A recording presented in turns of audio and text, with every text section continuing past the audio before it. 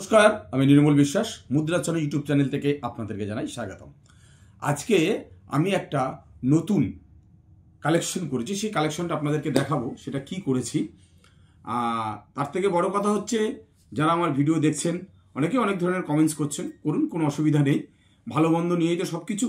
তো যাই হোক, আজকে আপনাদের সামনে একটা ব্রিটিশ ইন্ডিয়ার একটা 1 রুপি কয়েন নিয়ে আলোচনা করব, যেটা আজই আমি কালেকশন করেছি এবং এর রেটটা কি আছে, কি রেটে আমি নিয়েছি সেটাও আমি আপনাদেরকে বলবো। তো যাই হোক, আগে কয়েনটা আপনাদেরকে একটু দেখাই।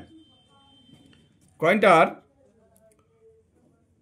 রিভার সাইডে জর্জ 5 কিংয়ের একটা ছবি আছে, ভালো করে দেখুন।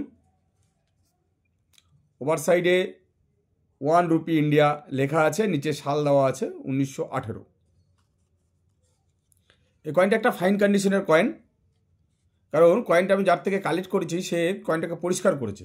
আপনারা যারা কয়েন আপনাদের কাছে আছে, খবরদার কোনো সময় আপনারা পরিষ্কার করবেন না। পরিষ্কার করলেই কয়েনের ভ্যালুটা কমে যায়, এই কয়েনটার মেটালটা হচ্ছে সিলভারের, এর ওয়েট হচ্ছে 11.66 গ্রাম, সাইজ 30.50 থেকে 30.80 mm, এর শেপটা সার্কুলার, একটা সার্কুলার শেপের একটি কয়েনটা আপনারা একটু ভালো করে দেখুন।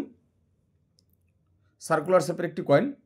এই কয়েনটা যখন জর্জ 5 এম্পোরিয়ার 1911 থেকে 1922 পর্যন্ত এই কয়েনটা তৈরি করা হয়েছিল। 1911, 1912, 1913, 1914, 1915, 1916, 1917, 1918, 1919, 1920, 1921, 1922 এতগুলো ইয়ারে এই কয়েনটা মিন্টিং হয়েছে। আমার হাতে যে কয়েনটা আছে সেটা হচ্ছে 1918। আপনারা ভালো করে দেখুন, এটা হচ্ছে 1918। এবার আসি এর ভ্যালু নিয়ে। ভ্যালুটা হচ্ছে এর দাম কত। আমি আজকে এই কয়েনটা কালেক্ট করেছি 1000 টাকা দিয়ে। 1000 টাকা দিয়ে এই কয়েনটা কালেক্ট করেছি, কিন্তু কয়েনটার কন্ডিশন যদি ভালো থাকতো বা আরেকটু মানে ঘষা মাজা না থাকতো, তাহলে এটার দাম প্রায় আপনার 1200 থেকে 1300 টাকা দাম হয়ে যেত।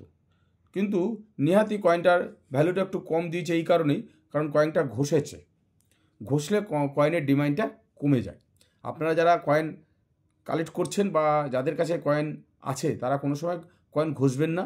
যেই পরিস্থিতিতে আছে সেই পরিস্থিতিতেই রাখবেন, তাতে কয়েনের দাম বাড়বে বই, কমবে না।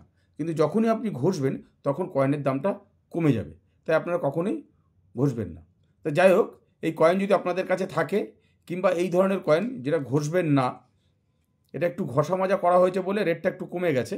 একটু ঘষা মাজা না থাকলে এটা আমি আরও 200 টাকা দিতাম, 1200 টাকা দিয়েই কয়েনটা কালেক্ট করতাম। এটা আমার পার্সোনাল কালেকশনের জন্য আমি রেখেছি। তো আপনাদের অন্য কোনো সালের যদি কয়েন থেকে থাকে অবশ্যই আমার সাথে যোগাযোগ করবেন, আমি ওই ধরনের কয়েন নিতে প্রস্তুত আছি। তো যাই হোক, আজকে ভিডিওটা আপনাদের কেমন লাগলো অবশ্যই লাইক, শেয়ার, কমেন্ট ও সাবস্ক্রাইব করতে ভুলবেন না। নমস্কার।